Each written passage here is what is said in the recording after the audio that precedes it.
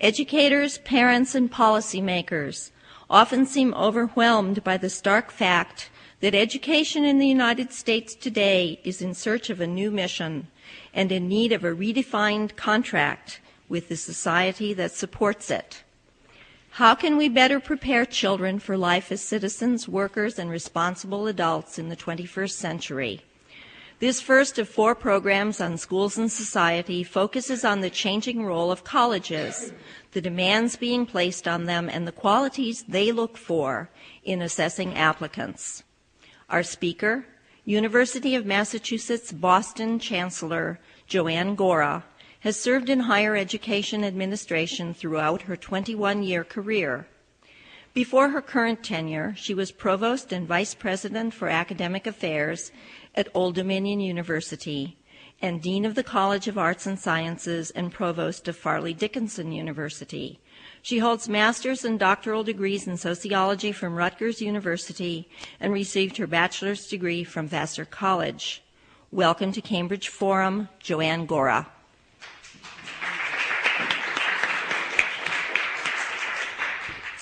Well, thank you. And as the first speaker in this series on education, I've been asked to talk about what colleges will be looking for in high school graduates. The answer to this question becomes clear if we take a look at what the university is becoming in the 21st century and how it is different from what it was when we were in school. Indeed, the university of the 21st century is becoming quite different from that of the 20th century, and it must be different if it is to respond successfully to the way society has changed. So I want to talk about 3 changes that drive where the university is going. And they are, first, technology and the information explosion. Second, the move to active learning, collaborative learning, and working in teams. And third, the new student body. New technology, both inside and beyond the classroom, is what comes to mind first for most people when they think about education. Technology is fun, it's powerful, it's new, and it can be used to do things differently and to do dramatic things. And here are just a few of the ways that we use technology within the classroom. Students can take notes on their own wireless laptop computers or on mobile laptops that can be wheeled into the classroom or be freed entirely from note-taking. Faculty or students, instead of writing with chalk on a blackboard or with pencil in a notebook, can use an electronic whiteboard where what is written is instantly communicated to a website or to other students at a different location. And we can bring the web, and with it the world, into the classroom, greatly expanding access to different realms of knowledge. Technology has expanded the possibilities for interaction between student and professor and among students themselves. Email, chat rooms, instant messaging, threaded discussions are increasingly familiar techniques to increase the teacher-student dialogue. Not only is email available to students 24 hours a day, but it's amazing how much bolder students are via email than they are in person. Much like the old-time journal that allowed a student to confide in a faculty member in a very private way without going to her office or looking her in the eye, email facilitates relationship building between teacher and student, and in a way in which the student is engaged, motivated, and open. We can also use technology to expand, almost without limit, the number of places where learning can take place. For just as we bring the web into the classroom, we can use the web to bring teaching and learning to the home or any place else we want. Distance learning, as this provision of learning to other locations is termed, gives a student the opportunity to take courses in person, at home, or in the workplace. A course can be given partly in the classroom and partly in the workplace, an arrangement that is especially useful to students who spend substantial hours in internships or other off-campus settings, like our nursing students who spend many hours in hospital settings. Online courses increase the opportunities for students to complete their degrees while staying at home, while working, and while traveling. Moreover, the student, with the resources of the web and with his professor's course notes posted on the web, does not have to absorb the information the first time he hears it. He can revisit it, he can see it again, he can hear it and experience it at his own pace. With less of his time taken by note-taking, he has more time for intellectual exploration. With the vast resources of the web, he can pursue topics of his own choice more easily, and he can talk more easily whenever he wants, at any time of day, with his fellow students using email and other techniques based on the Internet. The same technology is available to pose questions of faculty and to get responses 24/7. Let me give you one more example of technology making the interaction between teacher and student more effective. It is immediate feedback via what we call one-minute assessments. And these are technological tools that permit students to respond to a teacher's questions about the lecture. The students have only a minute or maybe minutes to respond. Their responses, and we do this in our biology classes where we might have 100 students in an introductory lecture, are graded electronically and then visibly displayed on an electronic monitor. Instantaneously, both the teacher and the student have feedback on the day's lectures and the student's grasp of the material. Students think it's fun, but from a faculty member's perspective, it's invaluable feedback on what was grasped and what still needs to be understood. In short, the picture is one of a student more free to explore the material of her own choice, and with technology enhancing both the interaction with peers and the feedback and guidance from the faculty. The whole flavor of education and study can be changed when both its content and the timing of the conversations about it are so much more under the control of the student. Distance learning also gives a student more control over his education by increasing the number of choices he has in time, place, and content of his work. We can point out the flexibility that distance learning affords by considering some additional examples of how students might use it. A bright high school student might take online university courses in language and science or some other area in which he or she has a special interest and qualify for advanced placement. A computer programmer can upgrade his skills using online courses available from a whole range of sources, university and corporate. A full-time industrial plant worker can earn credit online through his local community college for eventual transfer to a four-year university. And lifelong employees and managers can dip in and out of university work to upgrade their skills in courses that are partly or entirely online. With this expansion of the settings in which learning is offered, we're also finding a new flexibility to make learning of many kinds available beyond formal coursework. In the workplace, for example, focused mini-courses, sets of learning modules, and particular certifications based on demonstrated competence rather than courses taken are all in use. The overall picture, then, is one of choice in where, when, and what one takes as a course. And within the course, there is again great room for a student to exercise his own initiative and choice in how he approaches the subject. So if the first change that we see in universities is in technology and the worlds of information that it makes accessible to students, the second change is this shift towards more active forms of learning. It is moving from a primary emphasis on teaching to a primary emphasis on learning, from a focus on teaching styles to one on learning styles. This is teaching not modeled on the lecturer as authority, but on the student learning how to approach the wealth of information that technology makes available. Throughout the last century, faculty traditionally centered their teaching on lecturing. However, research into student learning has shown that students remember little of the content of lecture courses either 6 months or worse, 6 years later. So how can their learning be improved? The answer really is in introducing more active forms of learning, learning where the students, not the professor, determine what the questions are to be asked, define the framework of what they want to study, and what it is they want to learn. Whether it be the technology-enhanced classroom or distance learning, the educational opportunity that the new technology gives us is to make learning more student-centered. This is the first great end to which the means of new technology should be put. Students can take control of the learning process and play the major role in defining what areas to explore. Our success in using new educational technology will in great measure be defined by how successful we are in using it to promote active involvement in students in their own learning. With this in mind, the striking fact about the new technology is how much it can be used in this way.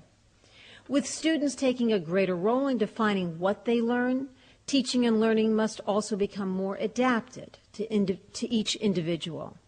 They must take account not only of what each student wants to learn, but also of how different students learn differently. Faculty members must think about how they teach as well as what they teach. And the increasing diversity of the student population, which is so marked in urban schools and universities, only increases the need to make teaching and learning more individualized. Good teachers have long understood that their best students take an active interest in their studies and that their star students engage in active learning. Now, however, we have an emphasis on active learning that applies to all students. Active learning changes the roles of both student and faculty member. For the faculty member, it's the change from the sage on the stage to the guide at their side.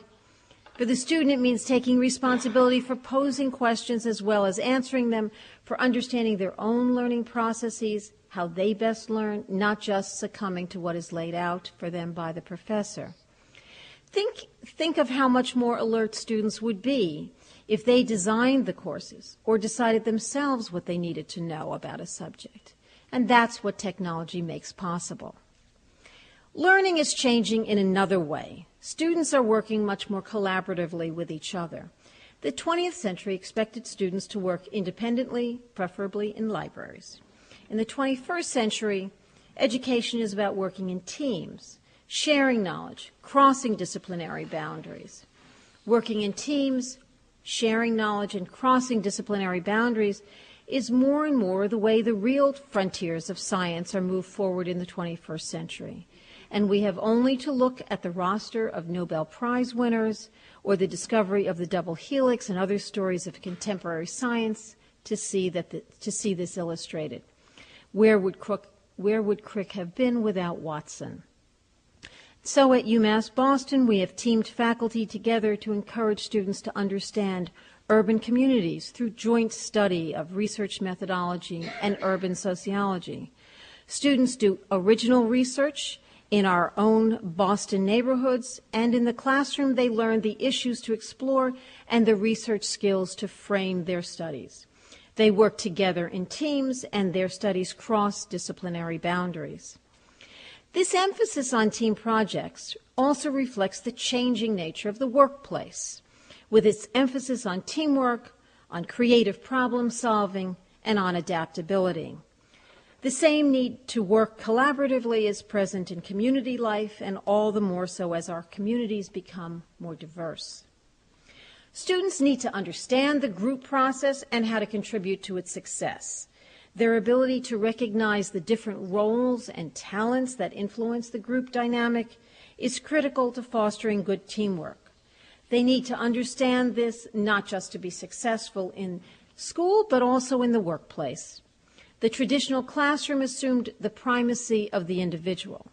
The 21st century classroom teaches students how to contribute to the group and how to lead the group process. The new student body is the third change I want to highlight. Urban public universities like my own have always had a diverse student population, and this diversity is increasing. Under the impact of strong immigration and the need in the technological economy for a large portion of the workforce to be well educated, diversity in the student body has become widespread, encompassing not only the public universities but also places like Harvard and MIT. And as you know, it has become the daily stuff of life in urban schools, where Massachusetts cities may have students speaking more than 50 languages. At UMass Boston, our own entering class can include students representing 60 different countries speaking 30 different languages.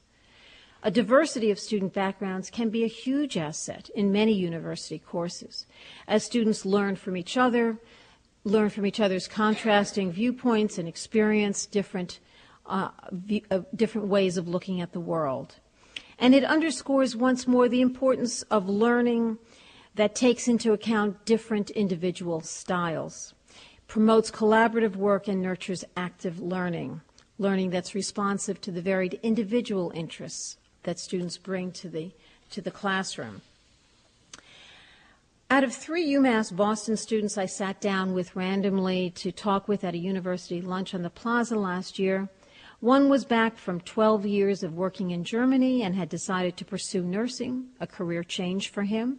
A second, a new immigrant to this country in her late 20s, had completed a baccalaureate degree and now decided that she wanted to go back to school to become a doctor and was taking pre-med courses in a post-baccalaureate program.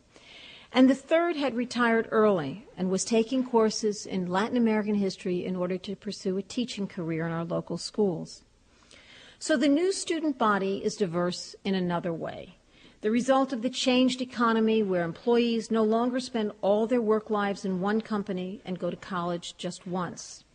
The 21st century is about constantly advancing technology and a need for workers to retread and advance or change their skills several times throughout the course of their lives.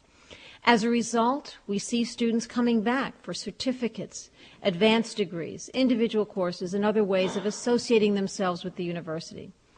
Where our grandfathers may have worked for one company their entire lives, our children may have 7 different careers, not just employers, in their lifetime. As technology dominates business, lifelong learning will dominate our children's lives. In our parents' time, very few people went to college. Now we expect more and more people to complete college. They may go in for a while, then leave, then come back, but in the end they finish. And with the new technological economy, we need an increasingly educated workforce in order to retain our competitive place in the world economy. We need high-level wages and income across a broad swath of the population so that we can afford the public services, education, health, and environmental amenities that support our state in competing for the most creative entrepreneurs and productive workers. And with a city like Boston, now more than 50% minority, our narrowest economic self-interest requires that we be successful in extending a first-class education for the new economy to all sectors of the population. Now let me mention 3 consequences of these 3 changes. The first is where students study. The 20th century assumed that students went to class, then went to their rooms or their homes or the library to study, and then went back to class to be tested. In the 21st century, the boundaries of the classroom have been shattered, and learning often takes place elsewhere. Even the nature of the library is changing, as investments in online resources increase and students can access information from anywhere. Our own surveys of library usage show less walk-in traffic, fewer questions to reference librarians, more access to digital reserves, and more email correspondence to librarians and search engines. Who needs a reference librarian when you have Google.com? Technology makes it possible to access information anywhere, but that is not the only reason why some educational experiences are moving outside the classroom.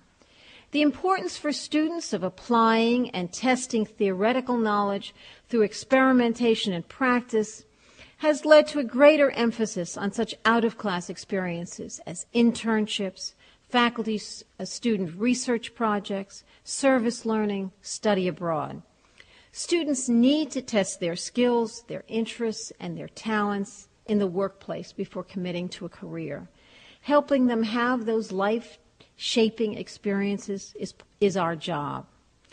And we must go further in this direction than we have, expanding the technological resources available to students outside the classroom and making more educational experiences outside the classroom available to them. Along with the change in the places where students study is a change in when they study. The school year has historically been based on the agrarian economy and its need for labor during the growing season. For most of us, that is no longer a factor, and the university calendar reflects this as more and more it shows classes year-round and 24/7, a convenience for students and an economic benefit to the university in increasing utilization of its capital plant. So let me turn to the second consequence of our changes. We will see an increasing integration of the university with the community, local, regional, and national. We will move from ivy-colored walls in a university that has been a separate and distinct entity in the 20th century to a university in the 21st century that is fully integrated with the community. It will foster economic growth and will itself be an engine of economic growth, spawning new businesses, providing incubator space as well as the ideas and the technology for new economic growth. We will need to respond in this way as a center of economic growth if we are to meet the competitive economic challenges that lie on every side. Universities have refined their relationship to the community to include developing marketing plans for small businesses, developing business plans for startups, and management courses for established corporations. At UMass Boston, we're especially active in contributing to an entrepreneurial economy and a skilled workforce. Last year, for example, our Small Business Development Center worked with 400 startup and existing businesses on startup issues, business plans, and access to financing. Our Greater Boston Manufacturing Partnership trained 323 members of 167 small and medium-sized companies in lean manufacturing, resulting in millions in cost savings and increased sales.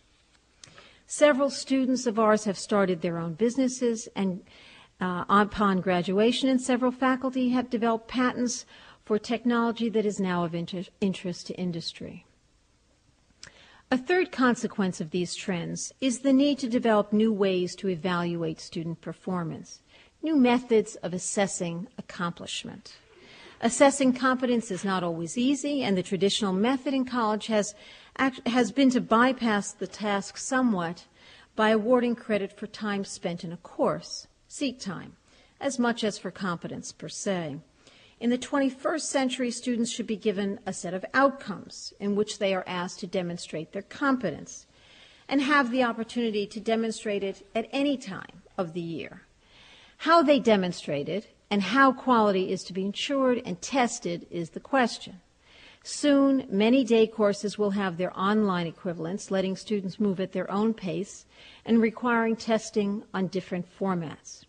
Who says that everybody needs 14 weeks to master a subject? Some might do it in 8 weeks, some might do it in 12 weeks. Why should we hold them back? With the online courses, students can move at their own pace and be tested on competencies mastered as well as opposed to hours spent seated before a professor. Measures of competence using methods and standards which are acceptable to multiple institutions will increase the usefulness of assessments to students in qualifying for advanced courses wherever they are offered or in applying for jobs. Assessment based on outcomes or competencies will permit us to take greater advantage of the flexibility of a system in which learning is anytime, anywhere, lifelong, and active. Currently, there is a university, Western Governors University, that is a virtual university. It has no courses or campus. Instead, it administers competency examinations to test whether students have obtained the knowledge to earn a degree. Students can prepare by relying on their life experiences or by taking online courses offered by colleges and universities around the country.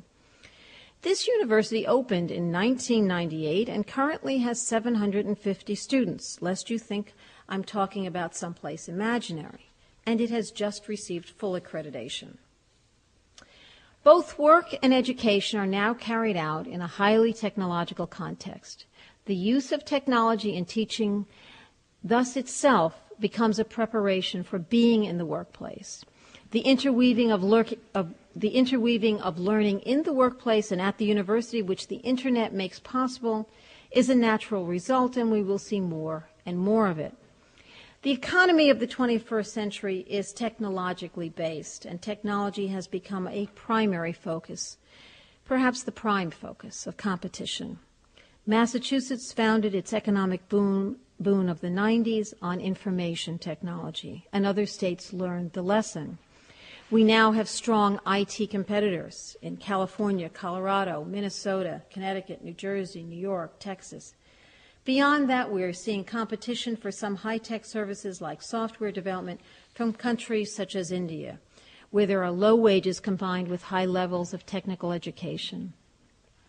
Thus, it's a necessity for us to move ahead strongly in our own application of technology to learning, and of learning to use technology in order to keep up with the competition from elsewhere in the country and around the world. While much has changed at the university, much remains the same. It is still the place where students learn to read critically, write analytically, speak with precision, and to be problem solvers. They learn how to learn and how to respond to a changing society. They are prepared not just for their first job, but for a lifetime of careers. They don't just learn facts, they learn how to evaluate, distill, analyze, and use information to persuade, to understand, to clarify, to shape ideas, machines, processes, and ultimately their world. What universities require of incoming students is also unchanged. An open mind, an eager attitude, a thirst for understanding, coupled with the ability to read, to write, to compute, to articulate. Despite the changes, we are all still a learning community that fosters a sense of possibility and cultivates a culture of engagement. As George Colby Chase said, few can appreciate and none can observe the slow process by which the individual develops into the scholar. Valuable things require fine scales, and the most valuable things cannot be weighed at all. Thank you for letting me talk to you about changes in life at the university and how that might impact on the kinds of skills that students will bring to their university education. And I'd be happy to entertain any questions.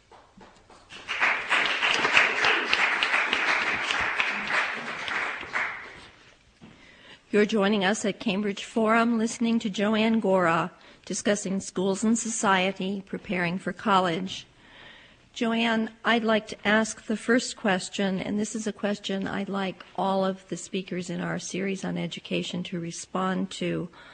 In your view, how has the old contract between schools and society changed, and how can we reforge an agreement so that society knows what schools will do for it and schools know what society will be expecting them to do?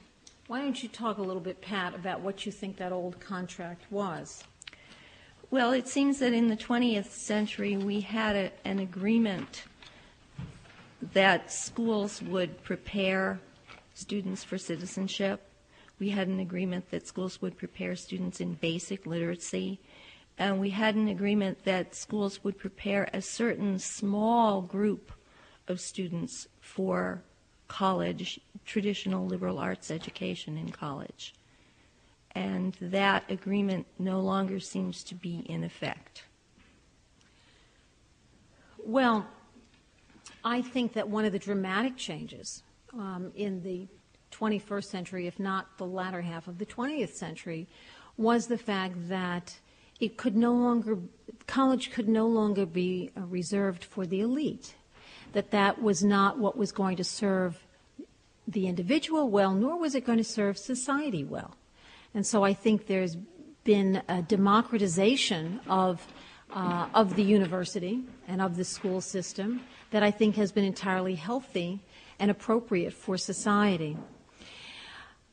So I think in that sense, if the contract has been broken, it's good that the contract has been broken, because a liberal arts education, as I mentioned, is not simply training for the first job.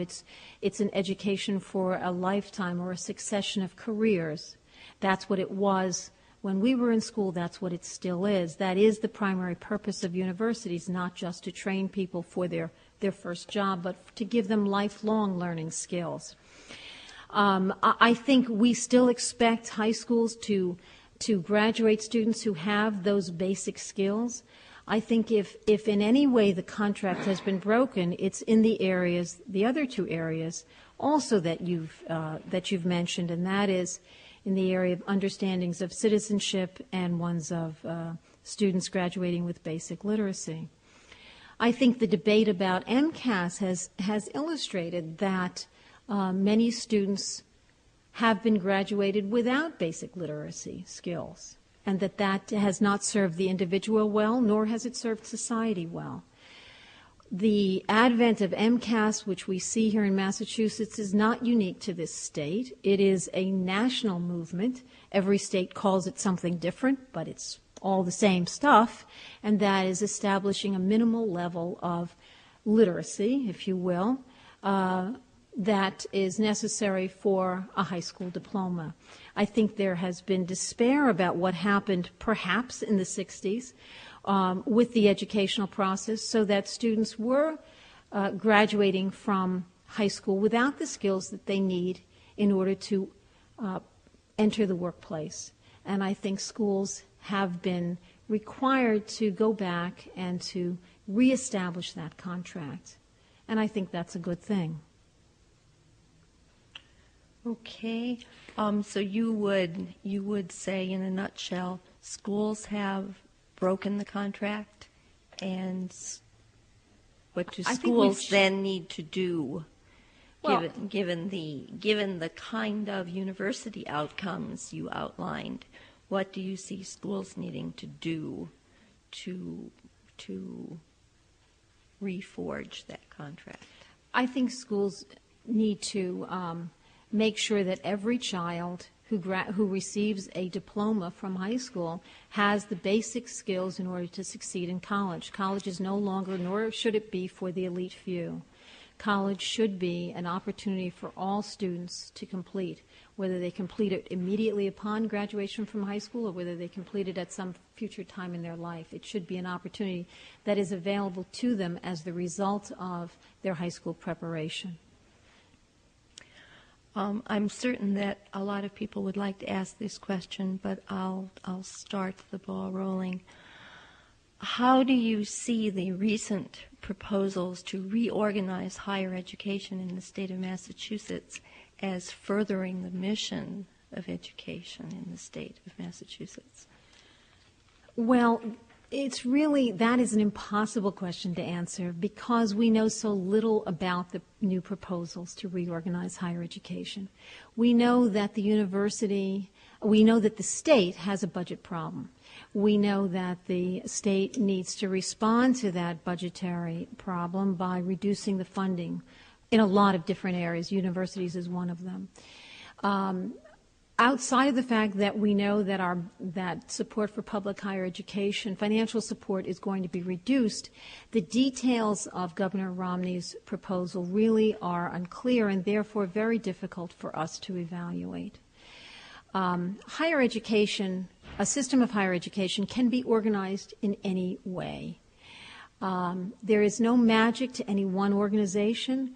If you look around this country, you see different forms of centralization or decentralization manifested across the country. So there's no magic. But different systems function better or worse than other systems, but the devil is truly in the details. And you cannot say that this system or that system is going to be better. Because you really don't know enough about what the governor has proposed. We do know what the advantages are of the university system that we have now. We feel very confident that there are significant advantages to the current system, where five university campuses are joined together in one system and benefit from economies of scale. that accrue to them from that collaboration and cooperation. Whether another system would be better or worse, really we don't have the information to determine. Thank you. You're listening to Ann Gora discussing schools and society, preparing for college. The floor is now open for your audience questions. Please do line up at the microphone, and we'll start. I'm a little confused by your speech. Like Pat and all of us that come here to the forum every Wednesday, we are more interested in seeing a society that will be more homogeneous, that will be more humane, and so on and so forth. And like Pat says, we saw the contract broken. And you presented it as a big achievement. You said in the 20th century, the schools had the contract. You didn't say the contract, but it was implied. You said now we are going to open up and there will be no schools, no teachers, no rules. And you said 50%, for example, in Massachusetts are minorities. These minorities should be given the exposure, the opportunity to become also part of the elite, the knowledge, the education. I think this is a false statement. I think what you were talking about was totally different. You presented to me, at least, and maybe I'm wrong, an education as a commodity rather than a way to evolve our minds to become good citizens and valuable members of this society. Because all you talked about was high-tech, small business, big business, marketing, workers, and we've helped so many of these minorities get a job. We are using these minorities now with our high-tech, telling them, yes, you're getting an education, and giving them no education. Maybe when they become seniors, yes, you have open courses for seniors. Maybe when they have Alzheimer's to understand now really education and knowledge. But when they are in high school, college, and university, no, everything is open. They don't have even teachers that can inspire them. They don't even have librarians. Now, come to the question. The question is, why are you saying this, that the education should be a commodity rather than an inspiration, and like Pat says? Oh, I disagree with your summary of my remarks. First of all, I don't know I did not come here with an understanding of the conversation that you have been having for a while at the Cambridge Forum. I came here talking about how universities have changed in the last 10 or 20 years and what the impact has been on students of those changes. But it is inaccurate to perceive technology as a commodity. If anything, what I was trying to say, and you perhaps don't agree with it, is that what we have in universities now is an opportunity for students to really broaden their minds in ways that were so much more difficult 40 years ago, 30 years ago. So that the opportunity for students to think broadly, to think deeply and insightfully is now so much more at their own disposal, so much more under their own control, that in fact is the impact of technology. I think when you hear the word technology, you react negatively to it. You think of it as a commodity. We think of it as a tool to open doors, to open worlds of knowledge. And that really is the way it's used in a university. So I think that, yes, I do believe in the democratization of education. No, I do not believe that education is reserved for the minority.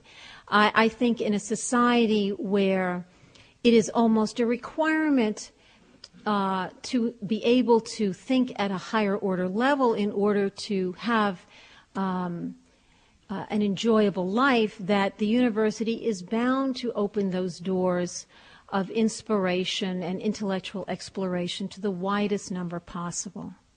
After all, you are, madam, speaking to the chancellor at the University of Massachusetts, Boston, not the president of Harvard.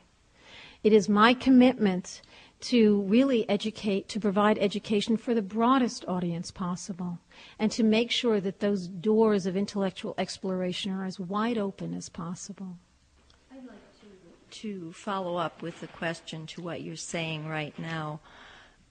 When the education that you've described as becoming more and more available at the modern university is student-driven, students are given a chance to define questions, pose questions, answer them through their own efforts. How do you imagine high schools can put that spark in students? High schools are still pretty traditional places where students do what they used to do in the university. Right. They go to class, they go home, they go to their room, they go to the library, they study, they come back to class, they take a test, they get a grade.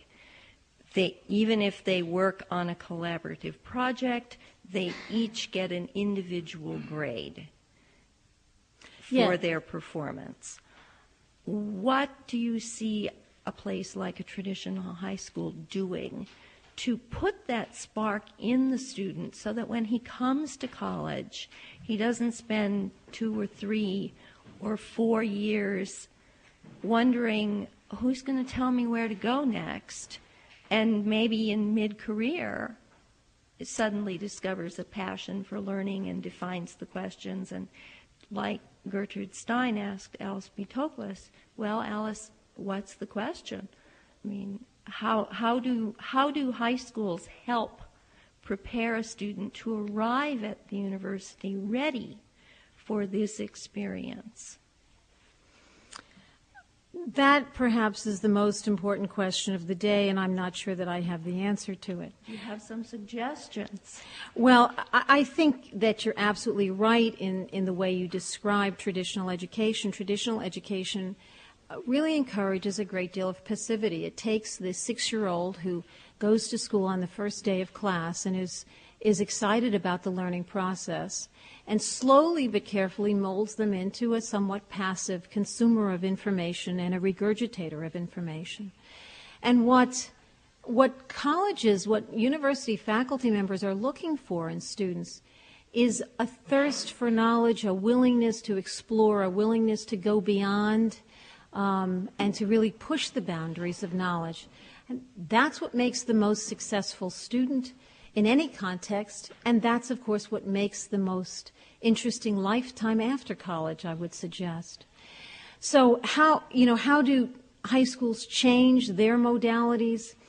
I don't honestly know the answer to that question. I know that, at least in my estimation, and others might disagree, that I have seen the very positive impact of technology on university life because it tends to change the dialectic. It tends to change who's asking the questions, who's answering the questions, who's defining what's knowledge, who's defining what is necessary to be learned. To me, that is a very productive and positive outcome.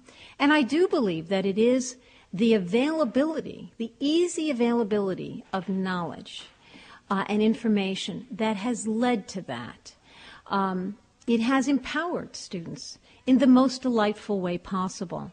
And also, as a sidelight, one of the really enchanting aspects about technology is that everybody has to read and write in order to absorb it. In other words, whereas we've been deploring the fact that literacy has gone down, if anything, students sitting in front of a computer screen are reading and ultimately writing. And so whether they like it or not, they're improving those skills. What will make that happen in high schools, I don't know. It's not my area of expertise, in all honesty. I know what universities do, and I know how universities try to graduate the most enlightened human beings.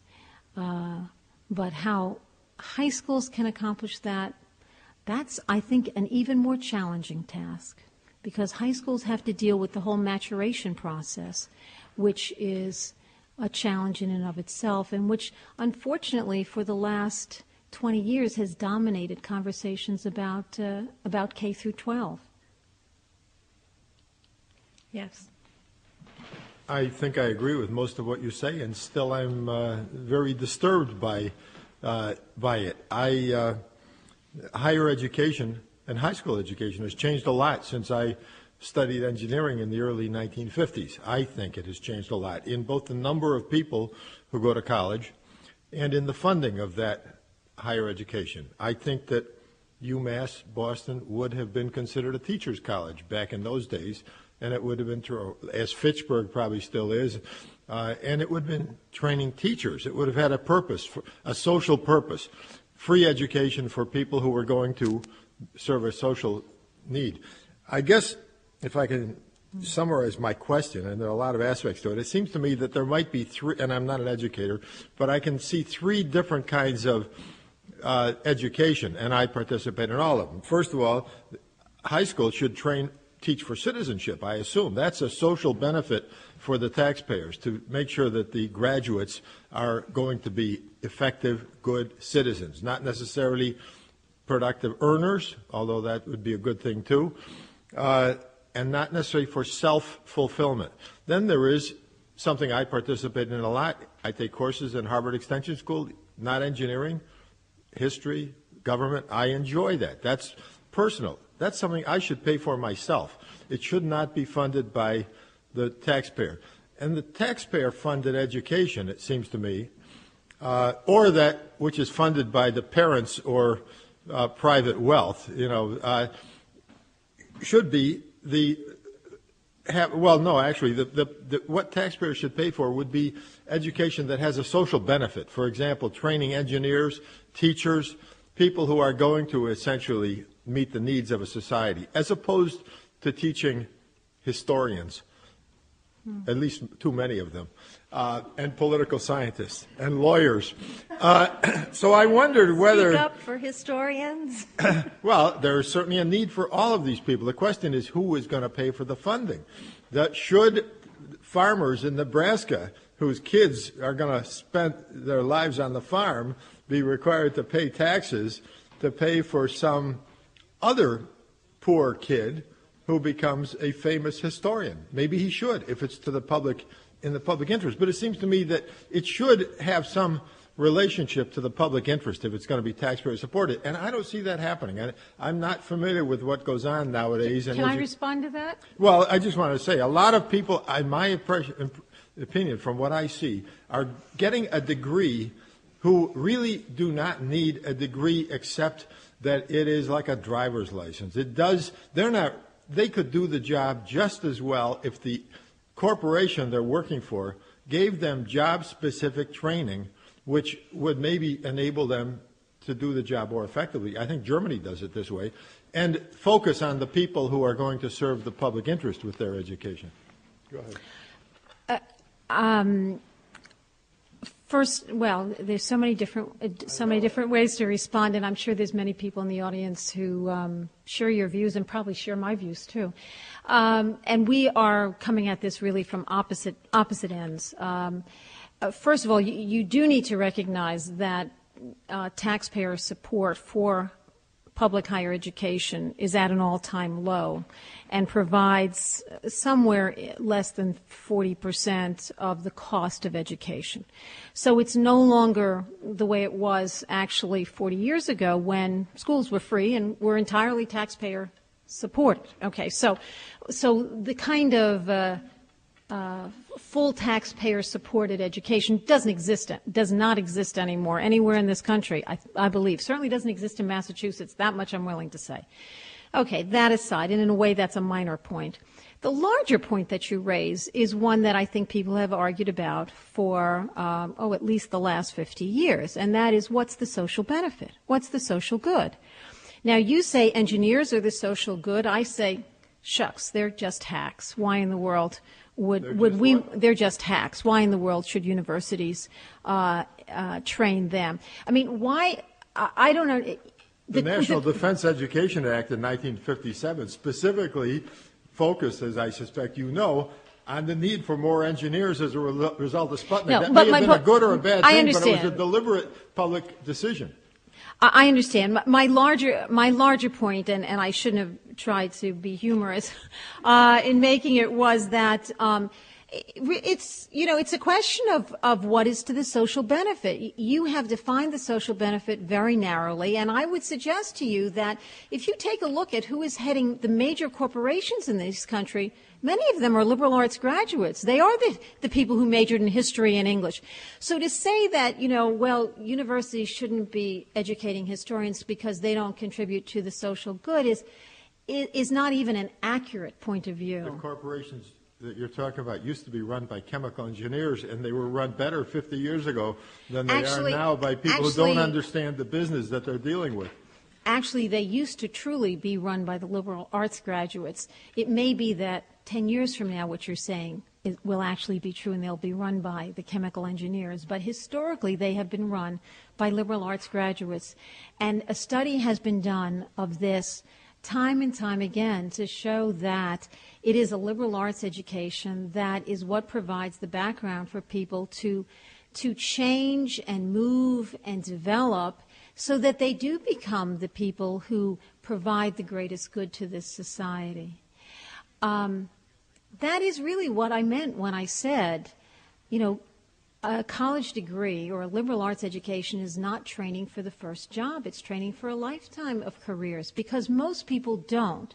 Most people don't in the 21st century, and frankly, even in the latter part of the 20th century, get a job or work for a company and then stay in that exact same field their whole lifetime. That's, in fact, been one of the major changes in the latter part of the 20th century, is that people have to learn new skills, have to change and adapt and adjust because of the impact of technology on society and on the workplace, literally on the workplace. So that, I guess ultimately what we both want is education that benefits society, and there we are totally in sync with each other. Where we part company is how we define what that education is. And some people see it as being very narrowly focused, as in very technical fields, and some folks like myself must see it being defined much more broadly, and as enabling the individual who now has a lifespan of into their 80s and probably will work 50 or more years.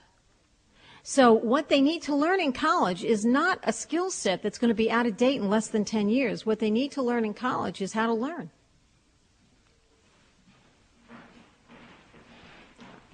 This is Patricia Marin of the Civil Rights Project at Harvard. Hi, Chancellor Gora. What I'm interested in is the intersection of your first and third categories.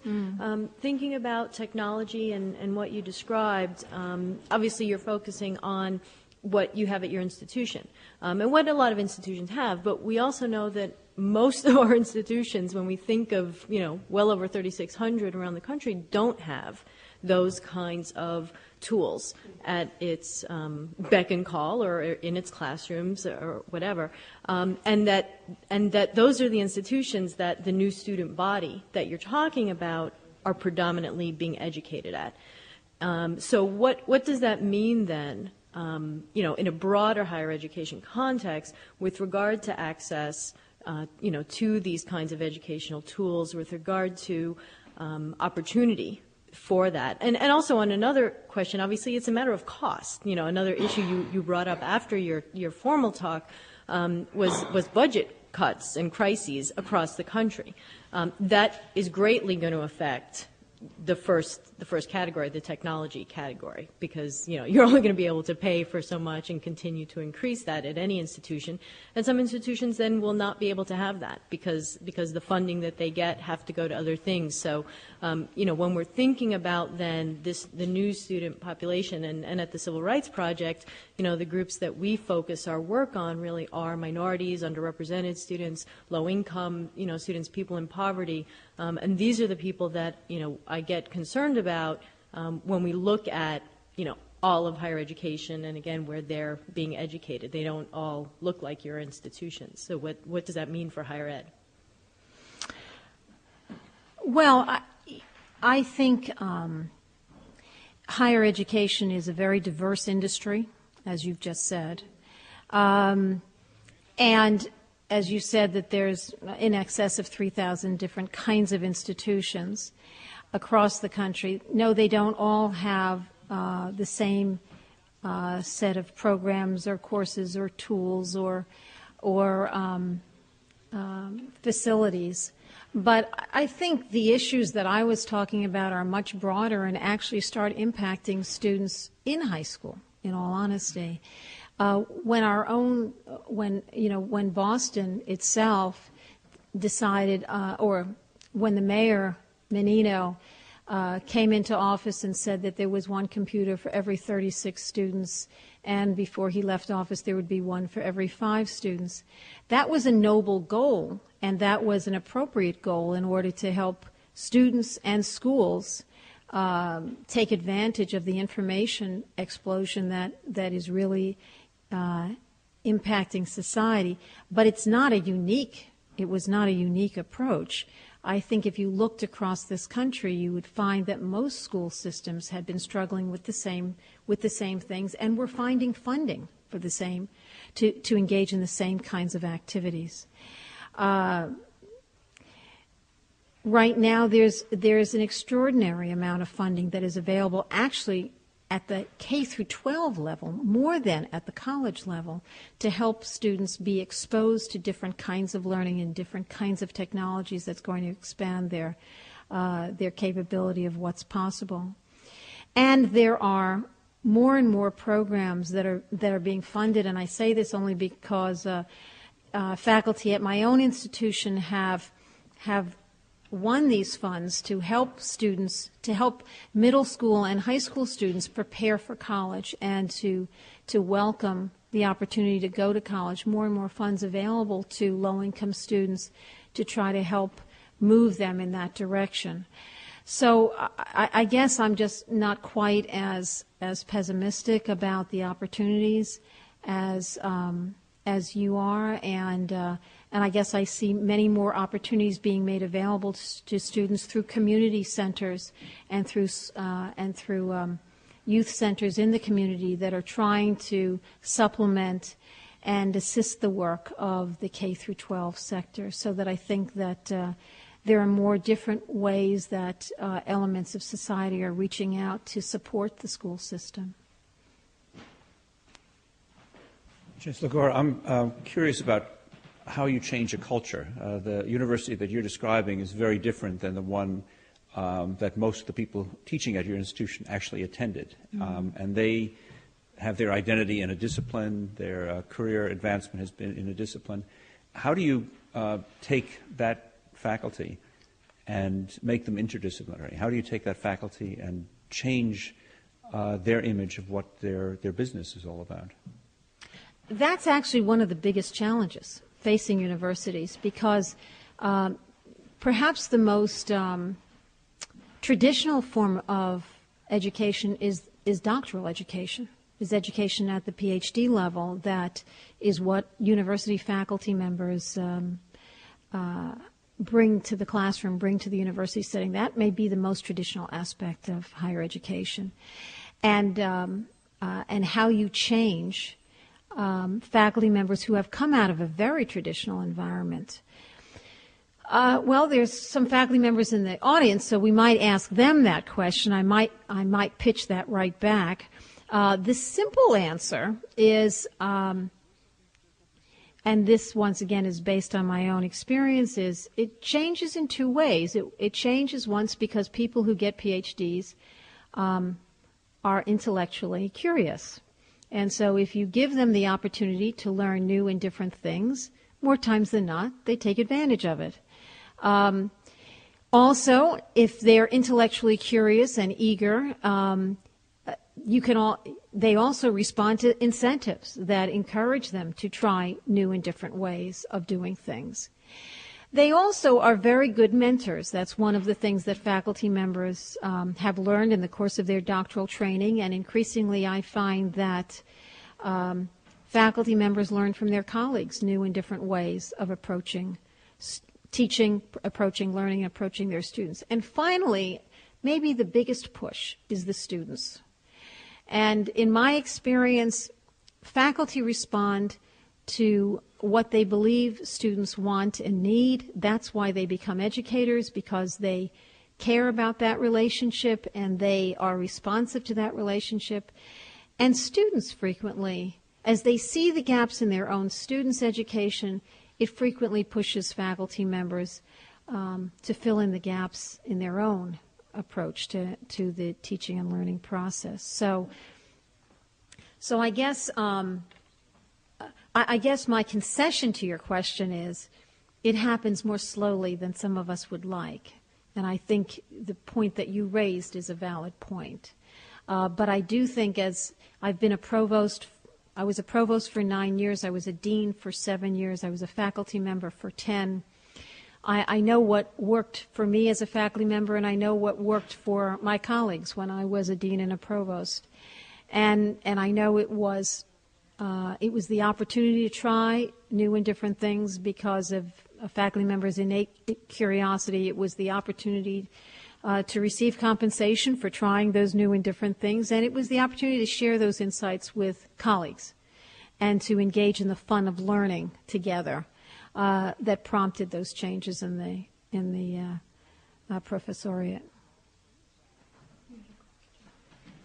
I think you alluded to some of this, but basically, how do you view the competition from so-called corporate universities for funds and students at both the undergraduate and graduate level?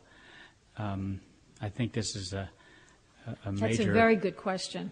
That is a very good question, and a very accurate perception, because businesses are starting their own, quote, universities. Now, they are much more along the lines of what a previous questioner defined. They're much more technically oriented. They're not broad educational approaches. They're not trying to refine a student's intellectual capacities or help refine their critical thinking skills. They're very technically oriented. But what they've done is they've taken funding away from universities. They have, if you will, decided that universities will not be the recipient of their funds, and that they will create their own educational environments that will serve their own needs. And I see that as a situation in which universities have failed to convince industry that we can meet their need for an educated workforce. And because we haven't convinced them that we can fill that need, they have sought to fill it themselves. And I would suggest to you that they have filled it in very narrow ways. But the university still is the one who suffers because there are fewer funds available to invest in broader purposes. Collaboration with these corporate universities may be obviously is a well, and of course there have been collaborations and there have been partnerships that have been successful, but many fewer than you would guess. It's actually on a very limited basis.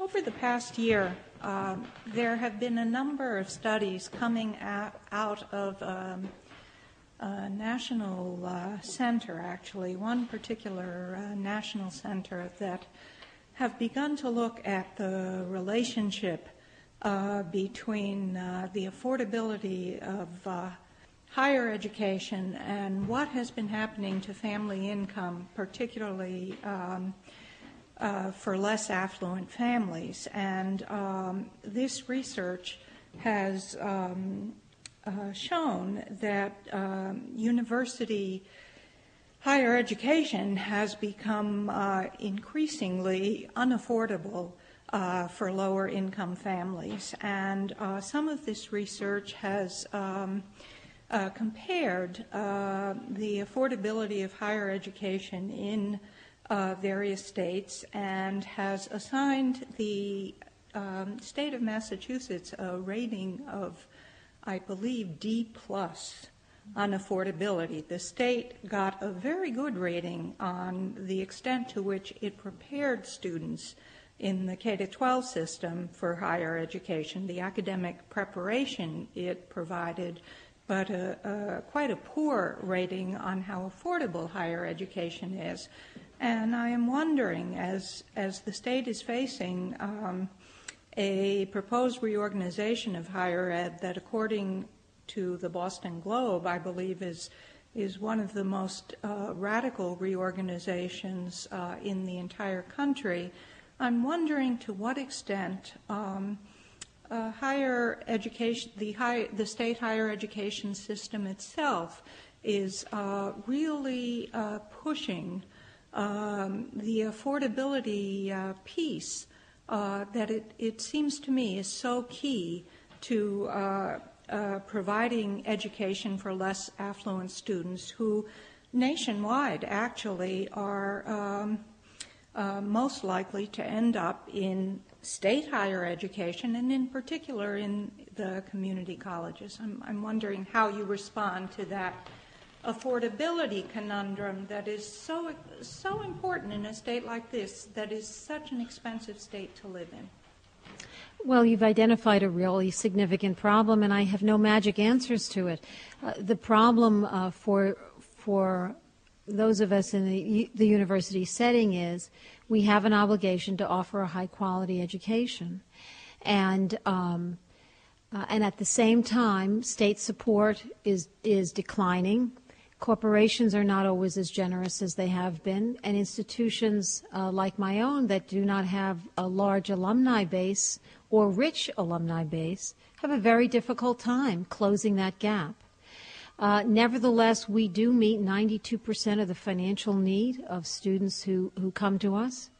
Believe it or not, at UMass Boston, only 57% of our students apply for financial aid. And we meet 92% of the need that is defined by federal regulations. But in truth, perhaps the more straightforward answer to your question is that is why state colleges and community colleges were developed and why they have always been less expensive. The assumption has been that community colleges would offer a smaller array of courses, but they would be more geographically dispersed and also less expensive. At the same time that the state cut the University of Massachusetts budget in excess of 12%, it only cut the state college budgets 1%.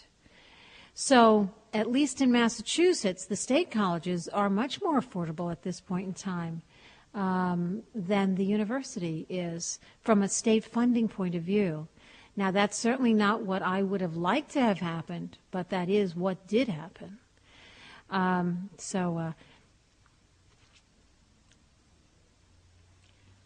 That's where we are. One more question, and then I have a final question for you. Thank you for your remarks. But you talk about the fact that sort of the undergraduate degree role is to teach people how to learn, essentially. And I think that there's a perception, and some of the questions have reflected that an undergraduate degree doesn't buy you what it used to 15, 20 years ago. There was the perception, I think, for a long time that if you got a college degree, you had that foundation as well as sort of a ticket to a higher paying job or at least a wider array of opportunities. From your perception and your position running the university, has that shifted now completely to the next level where it's really graduate schools and PhD programs that get you to that next level? And are the undergraduate programs just now kind of falling into this gray area where they're not giving people the return on the dollar necessarily and maybe are not giving them the foundation that they need to have the opportunities to reach into all those other areas career-wise? I don't think we've gotten to that point, although I've had the same question myself. Actually, 5 years ago, I thought to myself, is it going to be that the college degree is so hackneyed that people will need to get a master's degree in order to be employable? I don't actually think we're there now. I think what we are all experiencing is such an incredible decline in the economy that it is making it difficult for anybody to get a job. And also because, one of the most interesting issues is the one that the gentleman raised before about, what do you educate students for? And perhaps that was also part of the first woman's question too, because right now in Massachusetts, the information technology sector is completely in decline. Completely. So if we had said, 20 years ago, we're going to turn out 1 million people to be software developers because that's going to be their ticket for life, well, boy, did we sell them a short bill of goods. Because in point of fact, that's not the way this society, American society, functions. It moves and shifts and changes and alters. And so individuals have to have an education that enables them to move and shift and alter and change. And also because our economy is in a decline and there are fewer jobs available, we also have to, unfortunately, have the ability to sell the skills that we have. I think maybe most of the people in this room can relate to your question because most of us graduated from college at a time when the economy was truly thriving.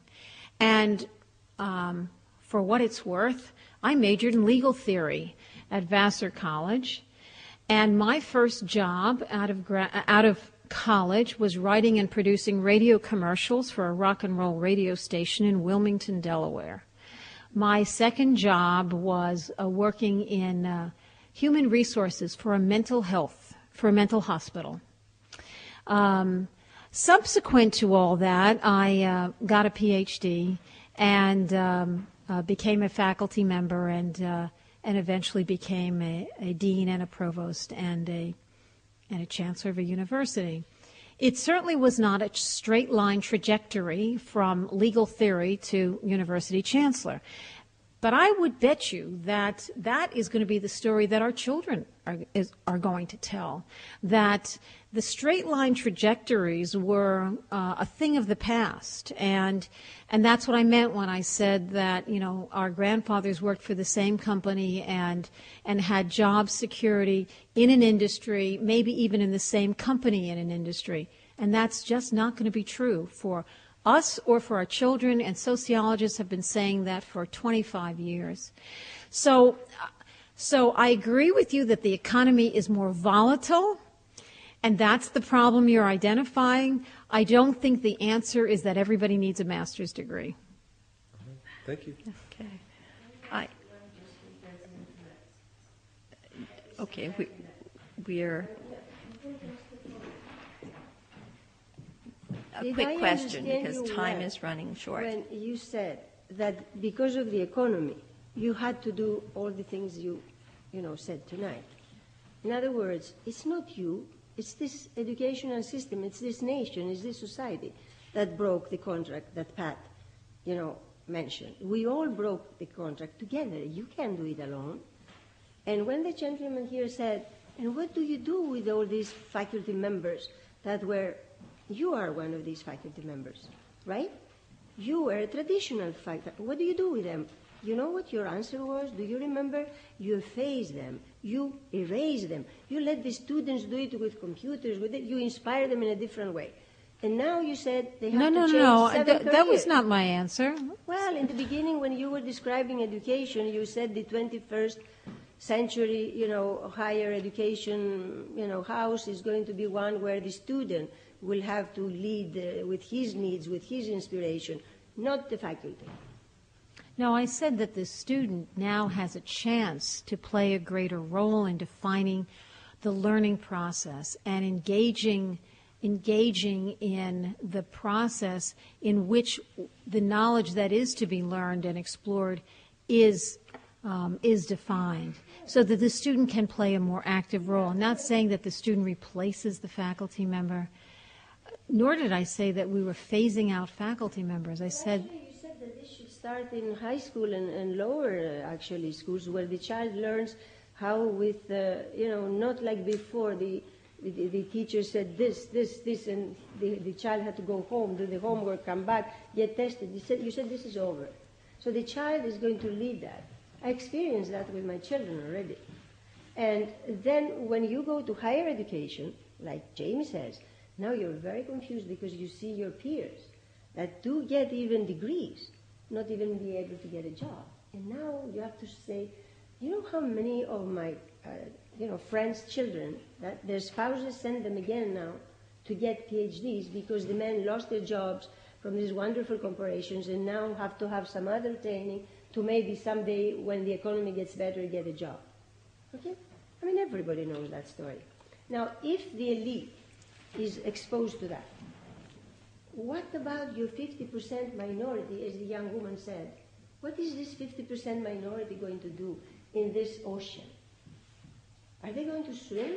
Are they going to drown? Or are they going to be on top? And then we have you said that. All this competition from other developing countries that are doing it better than us. Why? For whatever reasons. So you opened the Pandora box.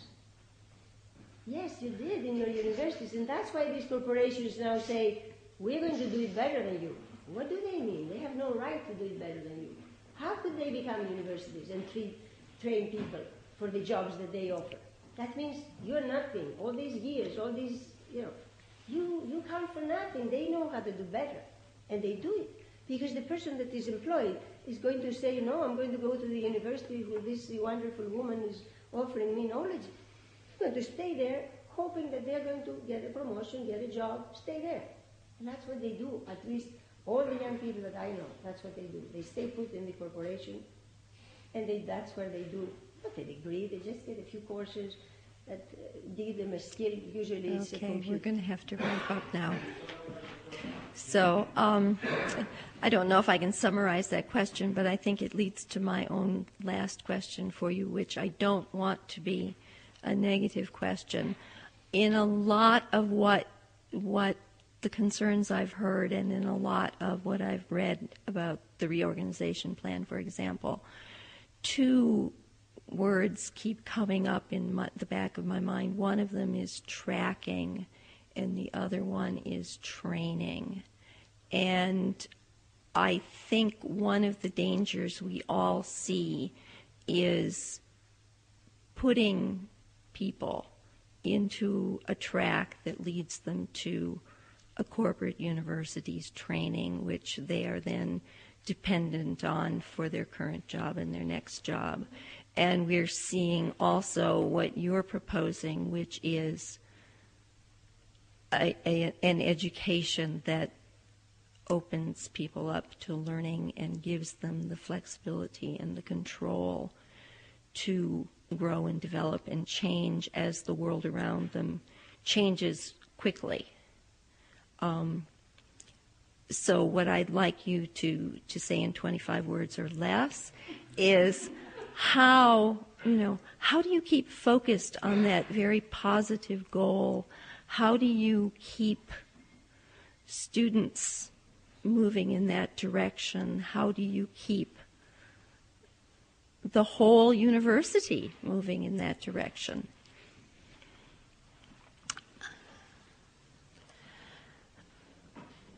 I think faculty members and because university administrators, 90% of them were originally faculty members, are very focused on the critical thinking skills that are necessary for every human being to have in order to develop a happy and successful life. That is the basis for college work. And although, as one gentleman indicated earlier, he questions the social benefit of that, and that's, of course, the great debate, I guess I have no doubt from seeing the changes that society has experienced in recognizing that the best you can do for a student is to give them the ability to think critically, to write analytically, to speak with precision, and to be problem solvers. And if you provide them that opportunity, if you provide them with the opportunity to acquire those skills, that they will be able to respond appropriately to the work, to the economy. The economy is not going to be static. It is going to present challenges for everyone. It is, for some people, going to require that they go back and get, yes, technical training, yes, skill training. But it is that ability to absorb knowledge, to analyze it, to manipulate it, which is going to serve the citizen of the 21st century for his entire lifetime. And I think that is unchanging. And I don't think that anyone in university life disagrees with that. The only disagreements are how you get to that end. And I guess I'll leave it at that. Thank you, Ann Gora.